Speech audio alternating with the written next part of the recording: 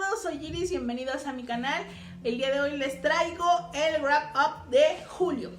Mi primera lectura fue 1000 otoños de David Mitchell. En realidad este libro lo terminé de leer el 30 de junio, pero vamos a meterlo en julio porque fue cuando empecé con Japón a la vista. 1000 otoños nos habla de Jacob, un joven holandés, asistente de escribano que está destinado a Deshima, una isla japonesa que estaba destinada al comercio con Holanda, es decir, estaba en usufructo para los Países Bajos durante el periodo Edo. Este periodo comprende de 1603 a 1868, me parece, y fueron 2 siglos y medio en los que Japón se cerró por completo al mundo, en donde estaba prohibida la entrada de extranjeros a Japón y el comercio y el intercambio de conocimientos estaba confinado a zonas específicas como Deshima. Jacob llega ahí porque tiene que juntar dinero durante 5 años y conoce a Orito, una mujer que está estudiando medicina. Ella es partera y está estudiando con un profesor holandés, el doctor Marinus, y Jacob siente una gran atracción y fascinación por Orito hasta que Orito desaparece.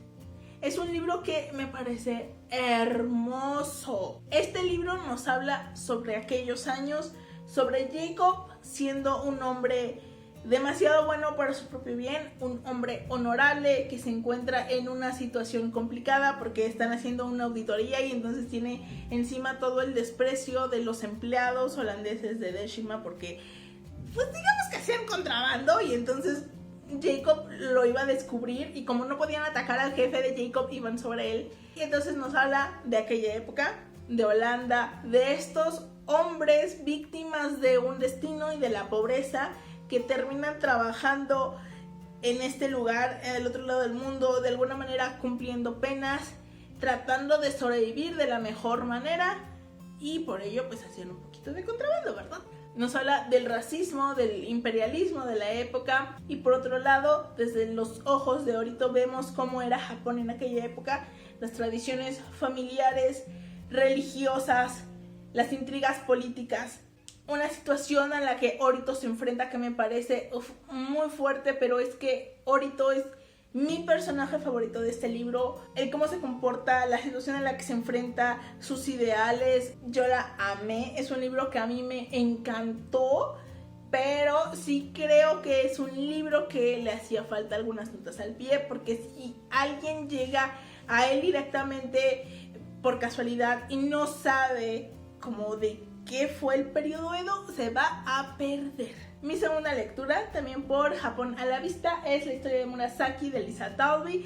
Este libro tenía como 15 años en el librero y al fin lo leí. ¡Ay, no, qué dicha! Es una novela basada en la vida de Murasaki, considerada la primera novelista del mundo. Ella escribió un libro llamado La historia de Genji. La autora reconstruye la vida de Murasaki basándose en su diario, en documentos que han sobrevivido al paso del tiempo, en sus wakas. Los wakas son poemas antecedentes de los haikus que ella intercambiaba con otras personas. Nos habla de la vida de Murasaki como una mujer que era demasiado culta para su propio bien, porque eso la convertía en un mal partido, que empieza a crear a Genji primero como una historia para consumo privado, tal vez con sus amigas, y esa historia empieza a crecer y termina eso cambiándole la vida. Entonces para mí el libro también nos habla del proceso creativo, de cómo vas evolucionando, de cómo vas viendo a tus personajes y cómo en determinado momento la obra parece dejar de ser propiedad del autor para convertirse en propiedad de todos los lectores. También del arte como objeto de promoción del poder, porque en determinado momento cierto personaje quiere usar a Genji para su promoción personal y a Murasaki la tiene como su cronista. Y otro libro que me he leído es El intérprete griego de Arthur Conan Doyle. Este es un relato de la colección Vientos del Polo del Fondo de Cultura Económica. Es un relato de Sherlock Holmes.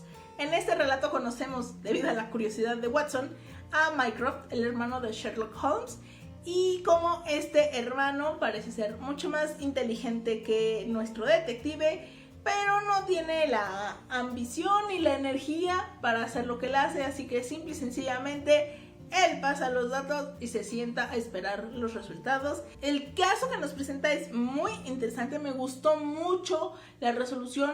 Estoy segura que ya me lo había leído, pero hace tantos años que ya no me acordaba. Entonces fue redescubrirlo. Hace mucho que no releo a Conan Doyle, entonces fue como un redescubrimiento. Su estilo, la historia, el personaje, y sin duda lo único que me pesa es que necesitaba yo más. Son 30 páginas, necesitaba yo más. Otra lectura que concluí es Memorias de una geisha de Arthur Golden. Fue una relectura la que tenía planeada para esta dinámica y es un libro que digamos que no disfruté tanto. Yo procuraba quitarme como esa visión occidental y de esta época para leerlo, pero había cosas que me eran muy complicadas. O sea, creo que no puedes juzgar algo, una tradición, no sé, centenaria como las geishas desde una visión occidental, porque el contexto lo es todo. Sin embargo, el fondo, me causaba muchísimos problemas. El que Sayuri y su hermana sean vendidas porque su familia es muy pobre y su madre está a punto de morir.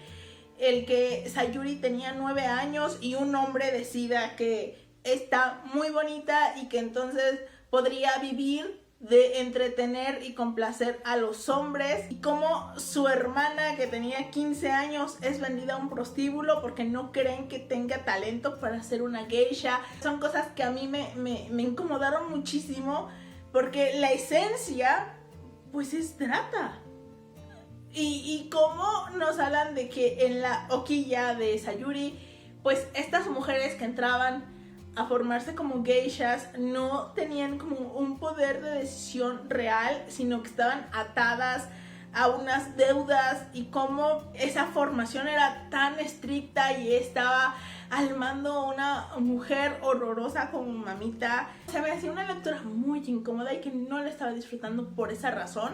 Creo que cuando lo leí hace más de 10 años yo no noté eso, como que me quedé en la superficie, en el glamour de las geishas, y no vi esa parte. En cambio, me gusta mucho cómo el autor nos narra ese Japón, el cómo se llevan a cabo las luchas de sumo, la vida cotidiana, e incluso lo que tiene que ver con el arte y con la formación de las geishas me gustó mucho. Me gustó especialmente la parte que trata la Segunda Guerra Mundial. Nos habla precisamente sobre el hambre e incluso de consecuencias psicológicas para las próximas generaciones que dejó la guerra, y me pareció sumamente interesante. Eso sí lo recordaba de cuando lo leí, que fue algo que a mí me atrapó en su momento, y volverlo a leer reafirmó ese efecto en mí. Tengo ganas de leer más al respecto, pero en general pues no fue un libro que disfrutara mucho. O sea, no es que sea un mal libro, sino que esas situaciones a mí me incomodaban muchísimo. También terminé de leer los 37 tomos que componen Hana Yoridango de Yoko Kanno. Sí, lo logré leyéndome de 2 tomos diarios o de 1, y así terminé. Originalmente me iba a leer 36 porque son 36 los de la historia, pero hay un tomo extra. Lo conseguí, lo leí, y el 37 me pareció como un meh. O sea, creo que la historia cierra muy bien con el 36 y no necesitaba ese tomo extra, pero bueno, es como para fans y ya.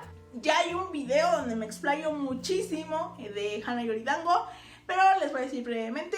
Es la historia de Makino Tsukushi, una chica pobre cuyos padres pasan verdaderas penurias para pagarle la colegiatura y que ella vaya a Eitoku, la escuela más elitista de Japón, y lo hacen porque quieren que su hija pues pesque a un muy buen partido que lo saque de pobres.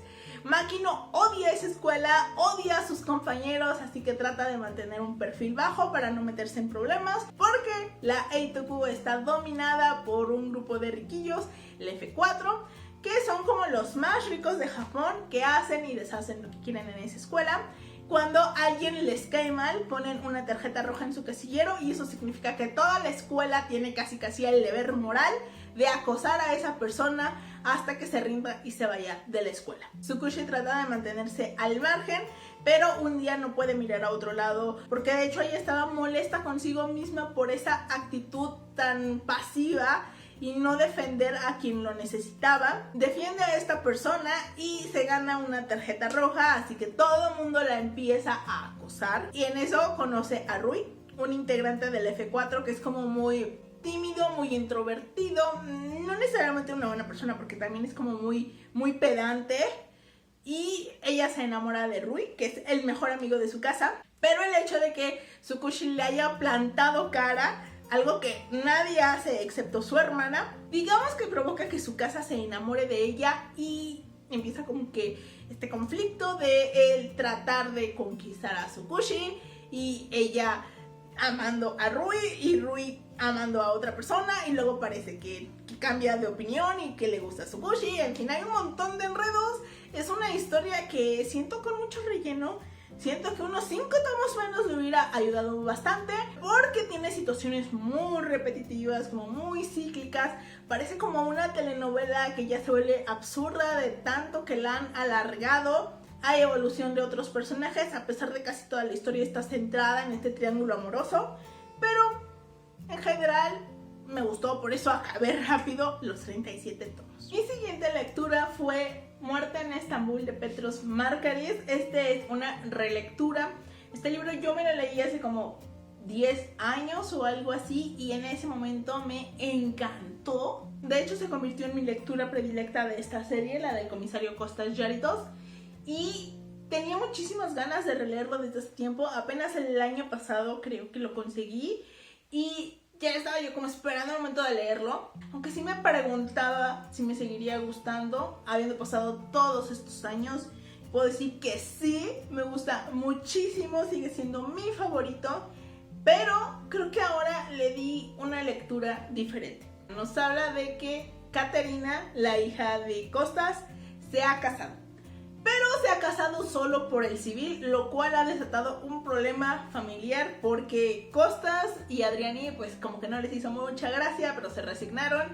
Y los padres de Fanis, el esposo de Katerina, pues están furiosos. Obviamente son griegos, muy tradicionales, muy conservadores, y hay un pleito de aquellos de que Katerina se haya montado en sus ideas y no haya querido hacer una boda griega por la iglesia como bien manda la tradición ortodoxa. Así que Kostas y Adriani como que se distancian un poco de Katerina y dicen, pues vamos a poner distancia de por medio, vamos a pasar el mal trago en otro lado, vámonos a Turquía. Ellos no se van solos, sino que contratan un tour que los lleva a pasear por varios lados de Estambul. Y mientras están ahí de vacaciones, Kostas se involucra en un misterioso asesinato porque ese asesinato ocurre en Grecia, pero el asesino está en Estambul.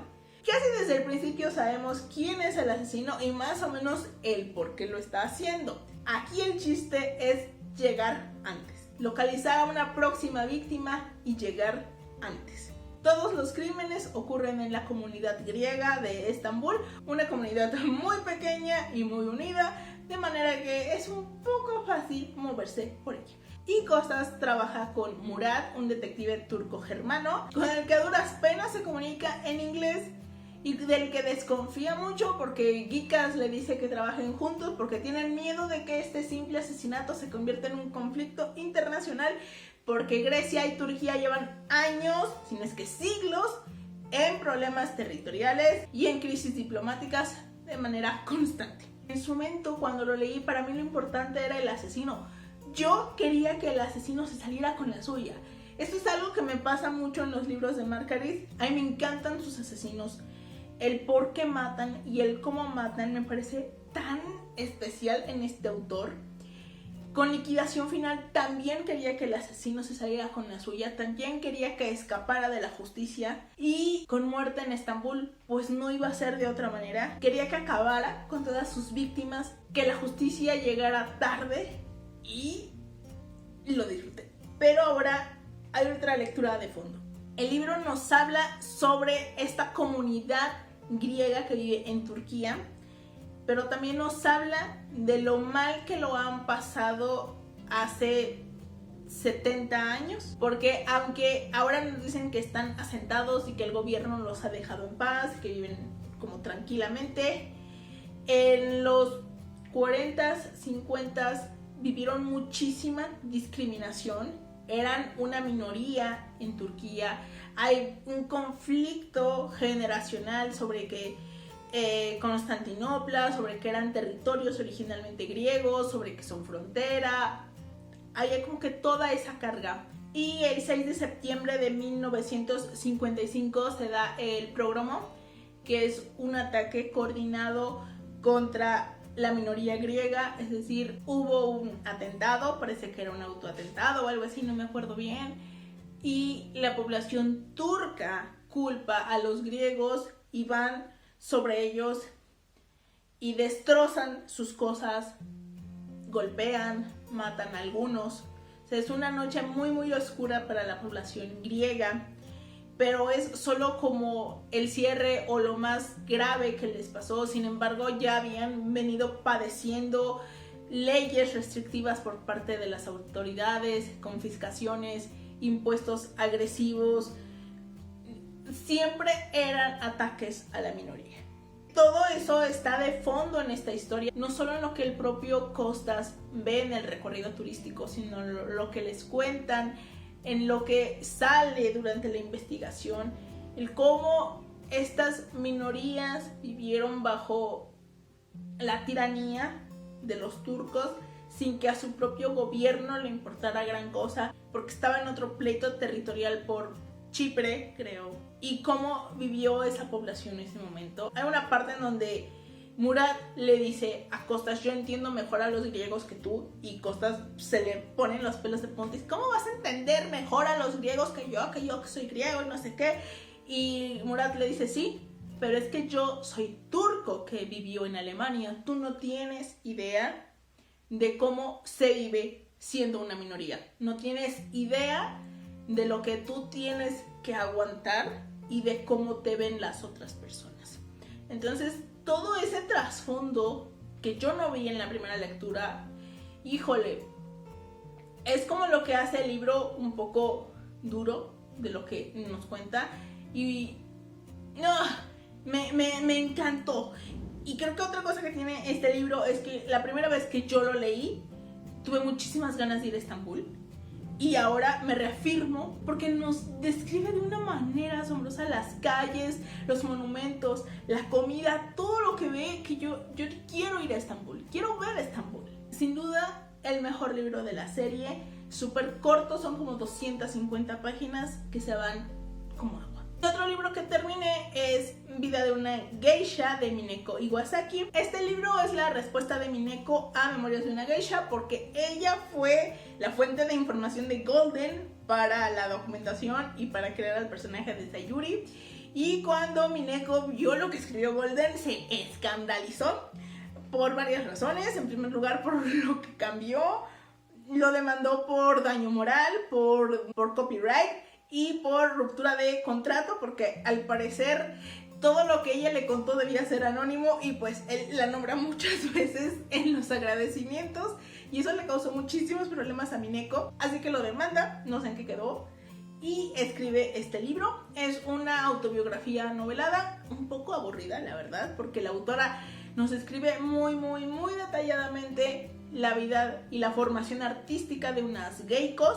A diferencia de Sayuri, ella entra voluntariamente en la hoquilla cuando tiene 4 años, porque digamos que ella tenía una fascinación por la danza y entiende que para ser una geiko aprender a danza, y decide entrar cuando tiene 4 años. Sus padres sí eran como muy pobres, pero ella reafirma que fue su elección personal, y ella tiene una posición mucho más fuerte en hoquilla de la que tiene Sayuri en Memorias de una Geisha, porque ella llega como heredera y es muy detallada en cómo es la formación artística, cómo conviven las geishas entre sí, reafirma de que son más libres de lo que el otro libro reflejó, y desmiente totalmente el misuage, o sea, el que paguen por la virginidad de una chica. Ella afirma que eso solo ocurre con las prostitutas y no con las geikos.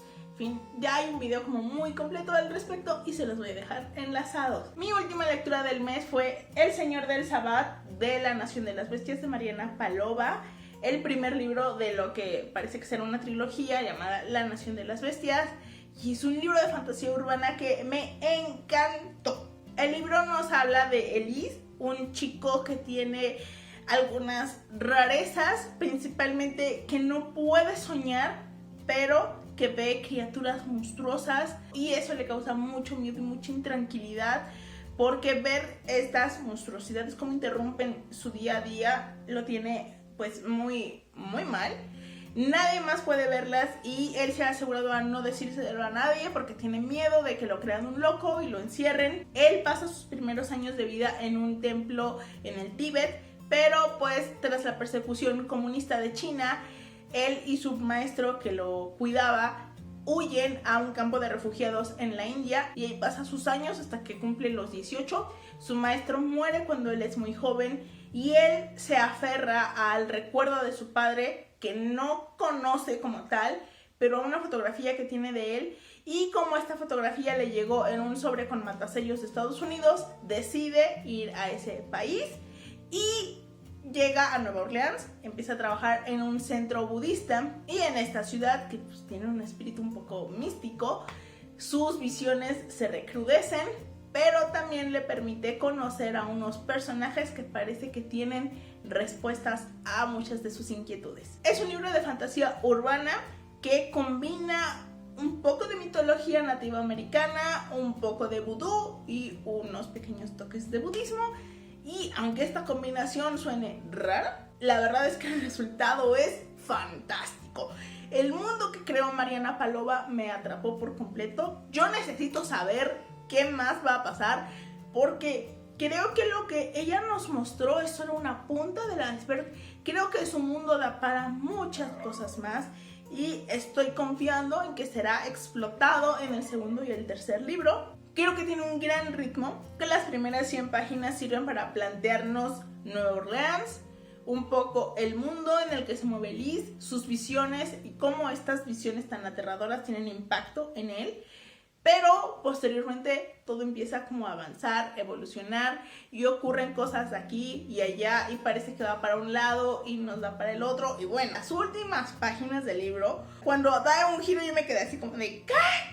O sea, ¿qué es esto? ¿He malinterpretado un libro entero o qué está pasando aquí? Y yo necesito respuestas, las necesito ya. Qué dura va a ser la espera para el segundo y el tercer libro, ni lo imagino. Por eso a veces no me gusta mucho engancharme con las series que están en publicación, porque la espera no me agrada. En fin, es un libro que a mí me gustó muchísimo. Como libro introductorio funciona muy bien, y que yo espero los personajes que ahora nos mostró como un esbozo, y que este mundo que nos mostró algo importante pero que puede dar para más, sean explotados apropiadamente en la continuación.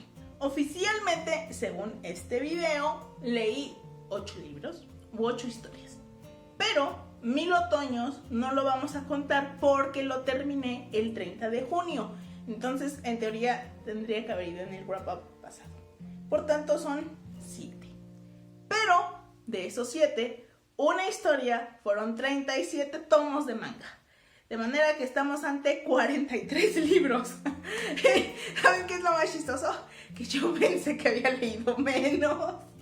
Ok, me queda claro que el próximo mes voy a leer mucho menos. No voy a llegar a los 10 libros, pero este mes esa asombrosa cifra de 43 es por los mangas. En mi lista de Excel, la verdad es que puse como solo en un rengloncito Hana Yori Dango, entre paréntesis 37, y ya. Pero pues Goodreads cuenta cada tomo de manera individual, y pues la verdad es que tiene sentido porque un tomo reúne varios capítulos y pues son más de 200 páginas. Entonces, por eso esta cifra como tan grande fue por Hana Yori Dango. Eso fue todo por el día de hoy y por este mes. Nos vemos en el siguiente video. Adiós.